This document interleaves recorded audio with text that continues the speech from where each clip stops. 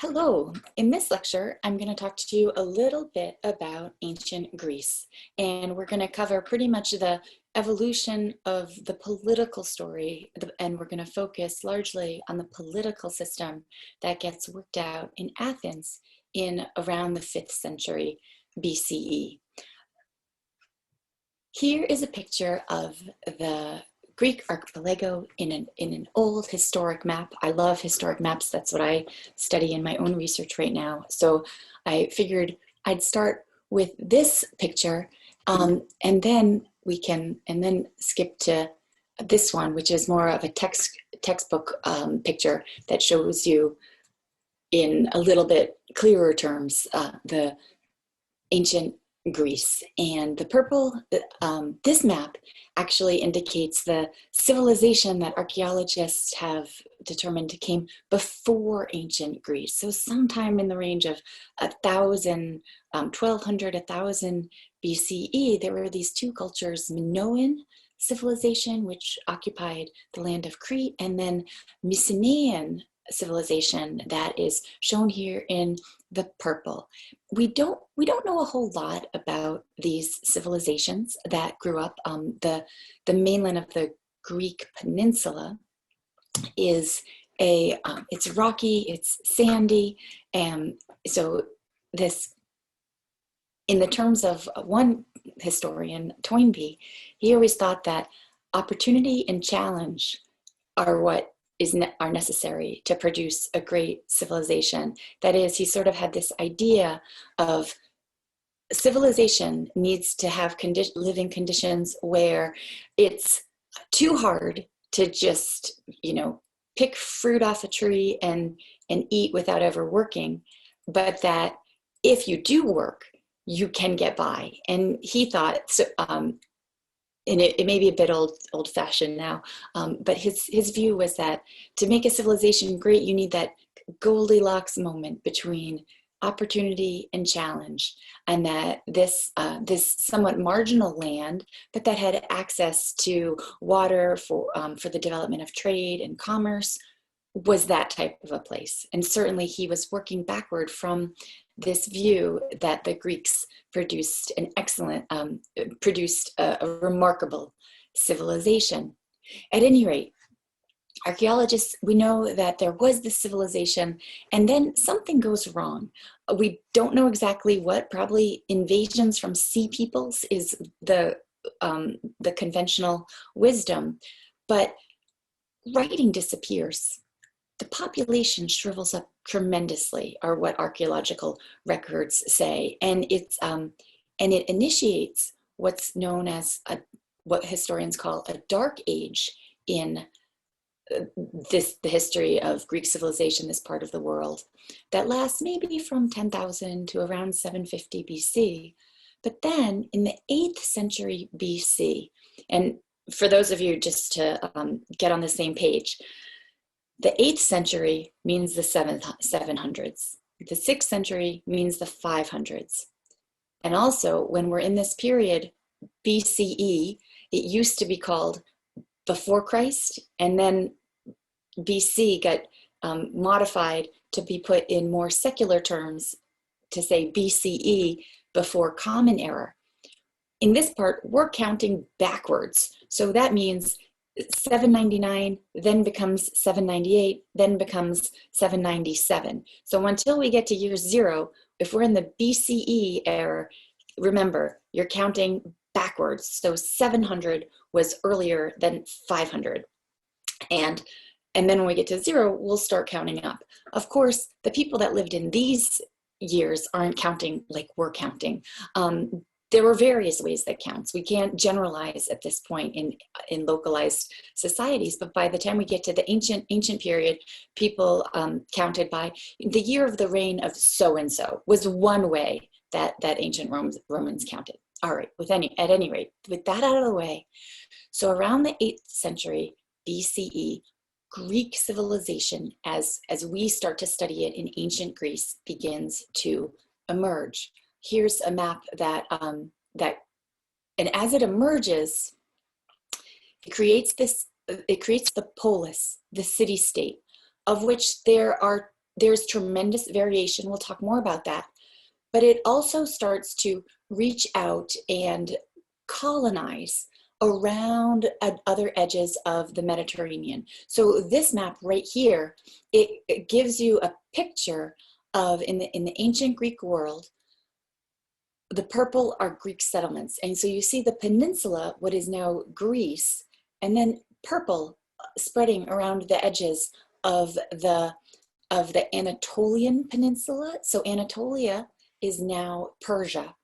And as far into the Black Sea and Italy, and even over into the corners of what would someday become the Spain on the Iberian Peninsula, into the north of Africa. So there's a lot of Greek colonization that happens. And for the most part, this isn't an imperial project, so to speak, that they're going out and conquering lands. That land at that point, there isn't as much in general competition for where they're going, although I may be oversimplifying the record there a bit. But they land and settle and they maintain connections. And in general, this serves to help create a more vibrant trading civilization. I want you to, in this map, do turn your attention to that Anatolian Peninsula and the western edge of it. That region is called Ionia, and it is where some of the leading lights of the Greek philosophical tradition are going to come from. And the idea being that these people over here on the fringes of the Persian Empire had access to other strains of culture and thought and religions as well, and that the result of that diversity of cultural ways of thinking and knowledge produced produced brilliant results in terms of the types of thought that we mark as progress. At any rate, so in terms of periodization, your textbook says, we have a Greek Dark Age, and then we have this Archaic Age that emerges, and then we have the Classical Age. And in the Archaic Age, what do we know that is happening? Well, it seems like the polis, the city-state, is emerging and differentiating in terms of how they govern themselves. And that's typical. In a place where you have lots of mountains, you tend to find more diversity in social organization, cultural organization, linguistic habits, because mountains are kind of hard to travel between and climb over. So those societies tend to stay more isolated than ones that exist along big river highways and plains that are easy to travel over. That said, we do see a sort of Greek culture emerging. We start to see the Olympics, where people from different polis will come together in sports games, contests. This starts to emerge in this, probably the first Olympiad was in 776 BC. It continued on for centuries, nearly a millennium, until the Roman Empire, once Christianized, banned pagan festivals, of which the Olympics were considered. And then we don't see the Olympics emerge again until the modern international Olympics emerges centuries later. The colonization that occurs of these settlements, maybe getting overcrowded and sending people out and traveling back, also kind of creates ties. There are a shared religious tradition where there's this pantheon of various gods. It's a polytheistic religious system. These people that live on the Greek peninsula don't seem to think that there's just one God. Monotheism is a later development. We'll talk about that the Zoroastrians and then the Hebrews seem to first cultivate amongst themselves. Now it's in very much the norm, but in the ancient world it wasn't. Polytheism was where it's at. But various polis, various city-states drew from a similar pantheon of gods.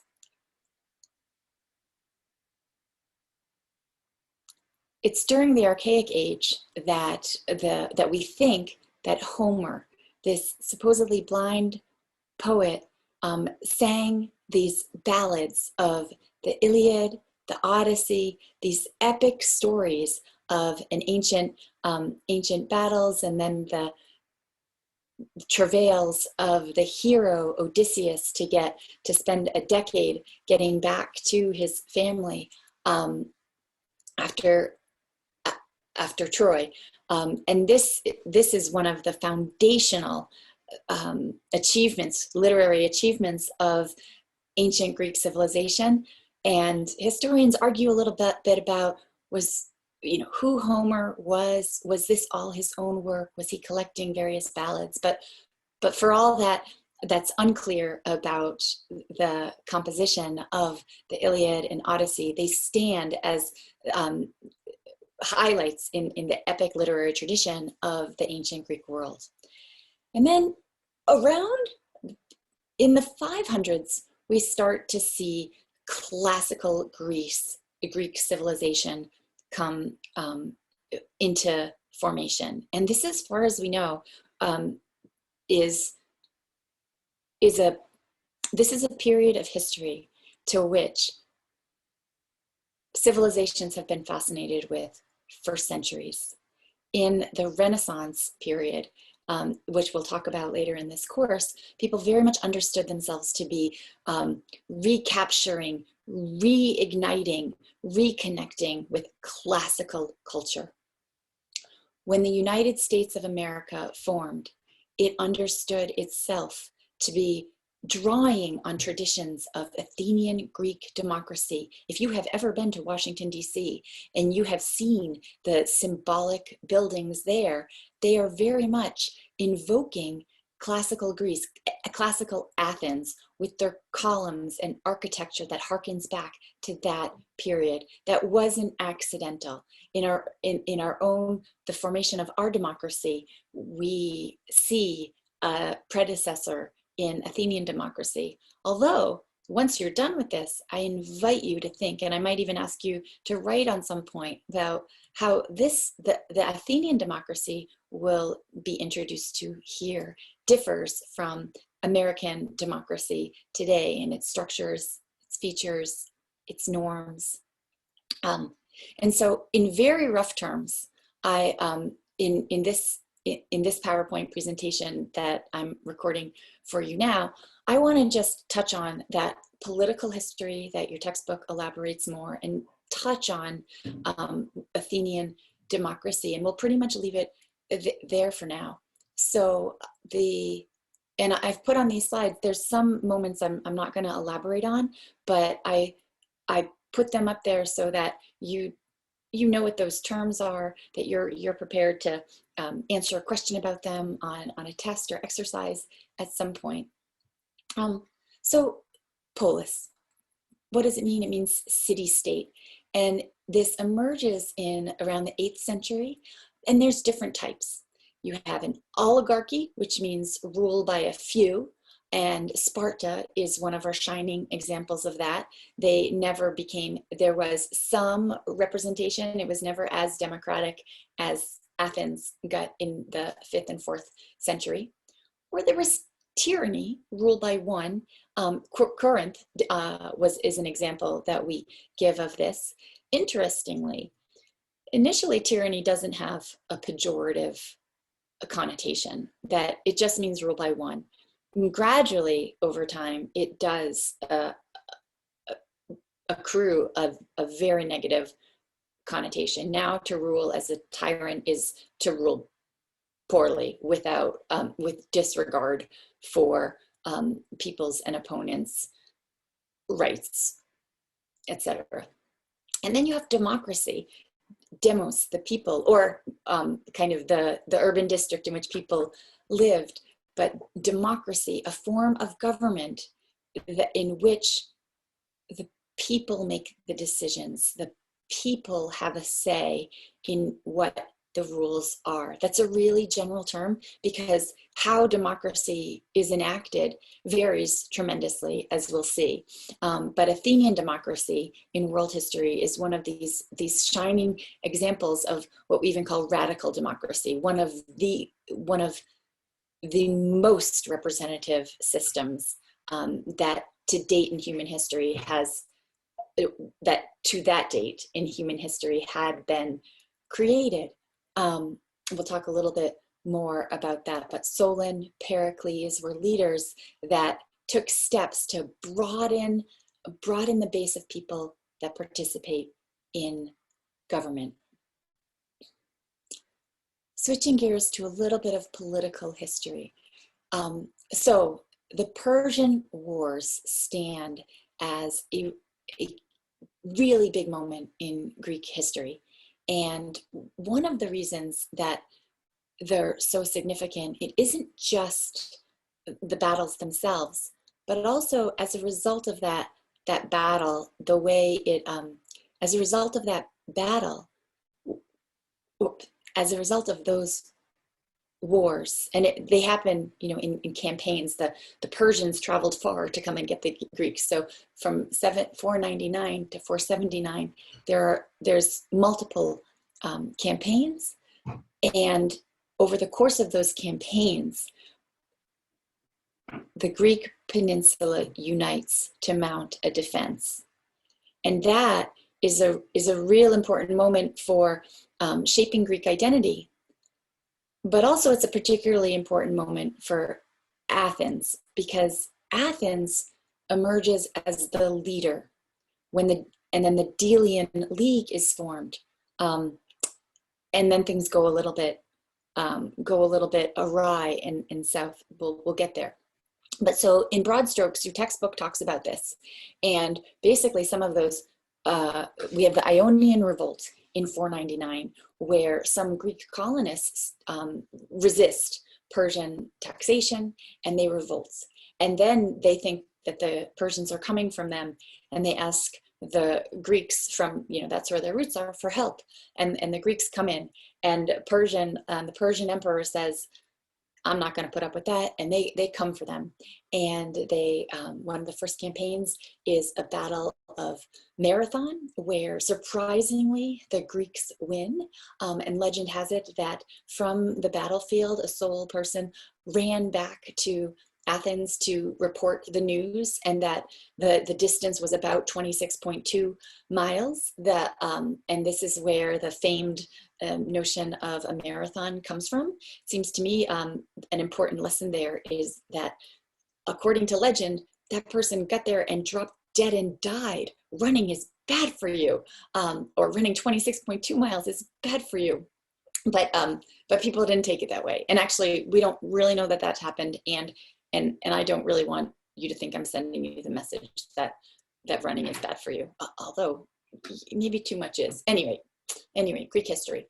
So Persians sail home, they come back in a decade, and there's the famed Battle of Thermopylae where you can read about it. Perhaps you've seen this movie 300, which is a historical recreation with all sorts of fictionalized moments in it, as most historical films have, but still you might consider worth the watch. And the historical record does tell us that this totally fantastic Hollywood line of when the Persian leader says to the Greeks, we have an army so big that we will shoot so many our arrows will block out the sun, and some Greek, whether it's Dionysus or Leonidas, as the movie tells you, drawing from both Herodotus and Plutarch, had different ideas of who said that, but the record tells us that a brave Spartan responded,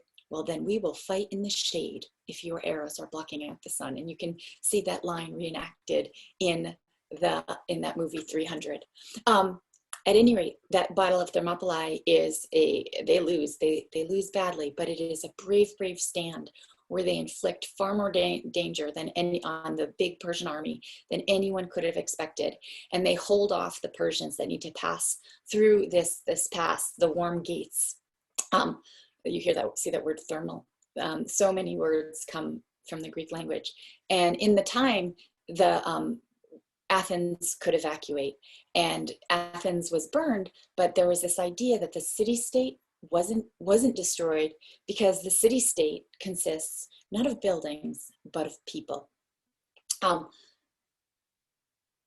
Athens had a wonderful, for Athens, naval victory, surprise again, real strategic with the Battle of Salamis, and it managed to, against all odds, defeat the Persians in these Persian wars. As I said, they had this sense that the Persians will be back for us. And so it's important for us to cultivate a unified defense. And what we'll do is we'll pool resources to have a navy. Ultimately, it was the navy that helped us defeat them. Persians aren't so good on the sea. So we'll cultivate our naval strength. We'll need all the city-states to pool the resources and in this alliance called the Delian League. And the way it worked out was that most of that money, Athens kind of is in charge of it.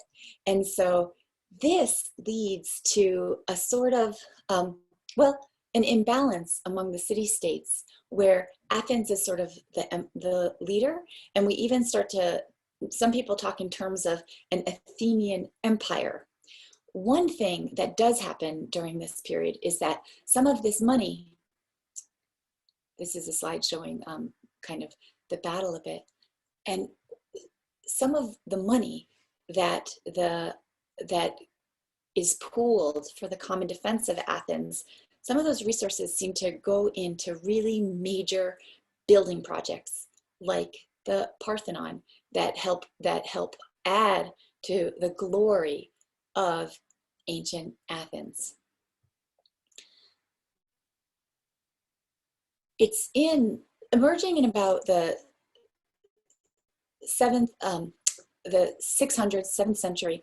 Athens starts becoming gradually a bit more democratic.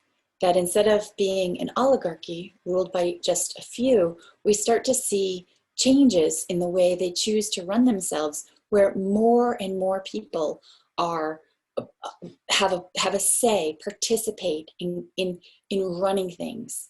And some of the big names along that line, although not the only ones, are Solon and Cleisthenes, who gets called the father of Athenian democracy, and Pericles. And some of the things they did, you can read more in your textbook, but Solon, he said, all adult male citizens are going to be members of the assembly. And the assembly votes on various things, like leaders of different institutions and laws. Solon also lowered the financial qualifications to hold elected office.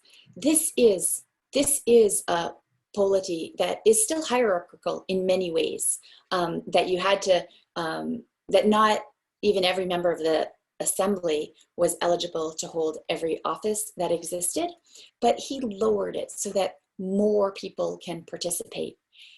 There was also very much this sense that in order to participate, that a healthy democracy is a democracy where more people, not less, have a say.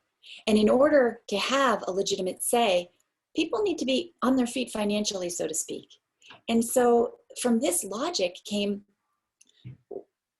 social actions from the government to help people be financially stable, we might say. For example, Solon canceled agrarian debt. It had fallen into economic hard times where more and more people are doing things like selling their land and becoming wage laborers, and they can't quite make ends meet. And in the ancient world, one way you could sell yourself into slavery and say, I'll work for this many years to pay off a debt I owed you. And so you have slavery not as the racialized caste chattel slavery system that develops in the 18th century, kind of beyond this course, but the type of thing that you'll spend a lot of time studying in Western Civ 2. But a slavery that is could be for some people a strategy. although it's bad for sure. And so Solon saw this, and had this idea that citizens, Athenian citizens, shouldn't fall into slavery. And so he canceled agrarian debt. I think it's something to think about. Or now we have political leaders, some of who are advancing this notion that student debt has gotten out of hand. There's something out of whack in the system between what college costs and earning potential. And one way we can make it right is to cancel the debt of people that have been shackled in this system where things have sort of gone wrong. And in some ways, that's what Solon was doing when he canceled this agrarian debt. That there's more going on here than just the fault of these own people, and all this debt is sending them into debt slavery. It's preventing them from being the citizens that we need them to be to have a healthy democracy. So we need to make a change. He canceled that debt. He also manumitted citizens that had fallen into slavery because of these debts. And so it was a real readjustment. And it showed that Athens had this recognition that participation's good, but if people are underwater financially and can't make ends meet, they can't really be the best citizens that we need them to be. And so we need the government to do something differently about that. From there were more reforms. Clisthenes changed up things. So instead of kind of oligarchical clans putting forward their things, he said, we're going to do it by districts, by regions. And this was a change that really kind of said, hey, the polity is the people that live in this place more than the family that you're in. Will be a long time before we get beyond nepotism, but it's a major step in that direction.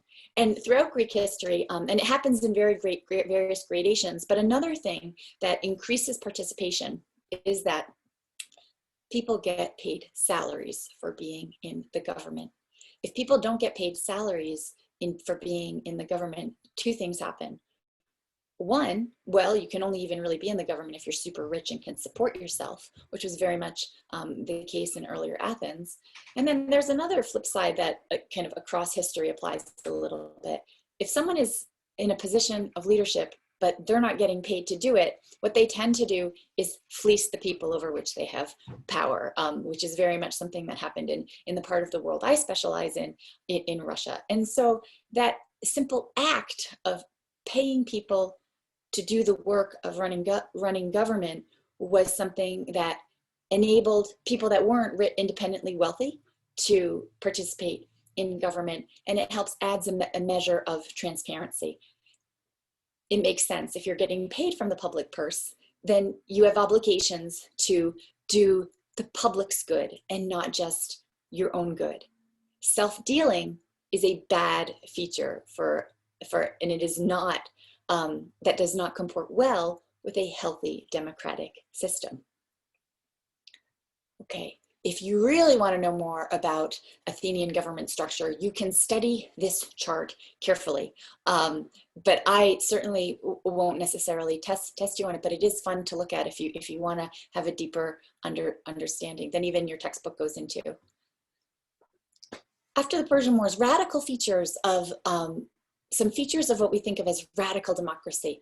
There were random service by lottery. Can you imagine? You are a citizen and we will have a lottery, and perhaps that lottery you will be taken into service in Congress for some period of time.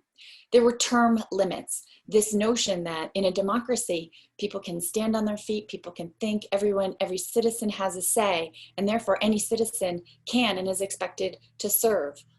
So we don't need the same people running the show for a lifetime, and we can choose those capable citizens through a lottery even. There was shared power in a variety of ways and institutions. I talked a little bit about salaries. There's a court system, that there will be equal justice before the law for citizens, right? To us,